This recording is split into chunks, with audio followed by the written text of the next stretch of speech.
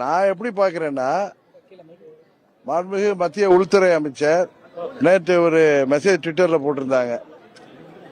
தமிழ்நாட்டில் தேசிய ஜனநாயக கூட்டணியின் ஆட்சி அமையும், இந்த மது வெள்ளத்தையும் ஊழல் புயலையும் நாங்கள் முறியடிப்போம் அப்படின்னு சொல்லியிருக்காங்க.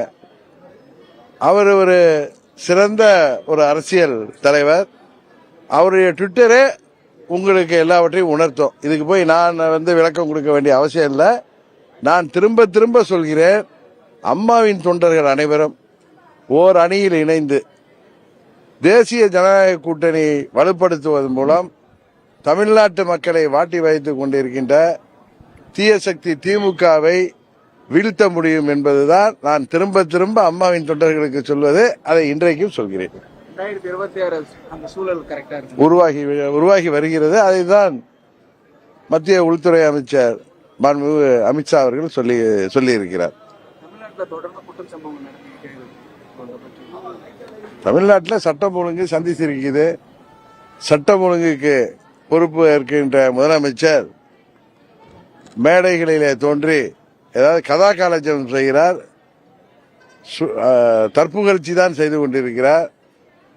அதற்கெல்லாம் 26 சட்டமன்ற பொதுத் தேர்தல் தமிழ்நாட்டு மக்கள் அந்த தேர்தலில் நல்ல முடிவை தெரிவிப்பார்கள் என்று நம்புகிறோம்.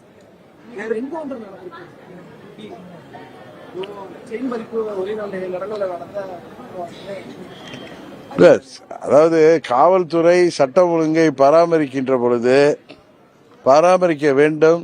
இன்றைக்கு போதை மருந்து புழக்கம், அதுபோல கூலிப்படைகள் 5000த்திற்கும் 10,000த்திற்கும் கொலை செய்கின்ற அளவிற்கு இன்றைக்கு கூலிப்படைகள் உருவாகி இருக்கிறார்கள்.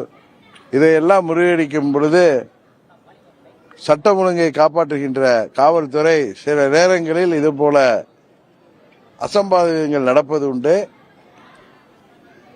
என்றைக்குமே எதுவும் எல்லை மீறாமல் இருப்பதுதான் நல்லது என்பதுதான் இந்த நேரத்தில் சொல்வதை தவிர இதை தாண்டி இந்த நேரத்தில் எதுவும் சொல்வதற்கில்லை. திமுக தேர்தல் அறிக்கையில 90% நிறைவேற்றுன்னு சொல்லிட்டு இருக்காங்க. ஆனா இருந்தாலும் நாளுக்கு நாள் போராட்டங்கள் அதிகமாயிட்டு. ஆமா, அதாவது 90% நிறைவேற்றவில்லை என்பதுதான் முதலமைச்சர் சொல்றதோட உண்மையான கூற்று. அதான் நேற்று கூட பாத்தீங்க, ஜாக்டோஜியோவை சேர்ந்தவர்கள் பழைய ஓய்வூதிய திட்டத்தை அறிவிக்கணும்ங்கிறது. தேர்தல் அறிக்கையில முதலமைச்சர் ஸ்டாலின் என்னெல்லாம் சொல்லி ஆட்சிக்கு வந்தாரோ, எதையெல்லாம் எதிர்க்கட்சி தலைவராக 4 ஆண்டுகளுக்கு முன்பு பழனிசாமி ஆட்சியில் அவர் போராடினாரோ அதையெல்லாம் மாறி இன்றைக்கு பழனிசாமியை தாண்டி 100 பழனிசாமியாக மக்களை வாட்டி வைத்துக் கொண்டிருக்கிறார். பழனிசாமியே தேவலாங்கிற அளவிற்கு இன்றைக்கு நிலைமை மாறி வருகிறது. அதுதான் அதுக்கு ஏற்றாற்போல் பழனிசாமியும் இனி திருந்துவார் என்று நம்புகிறோம். அவ்வளவுதான்.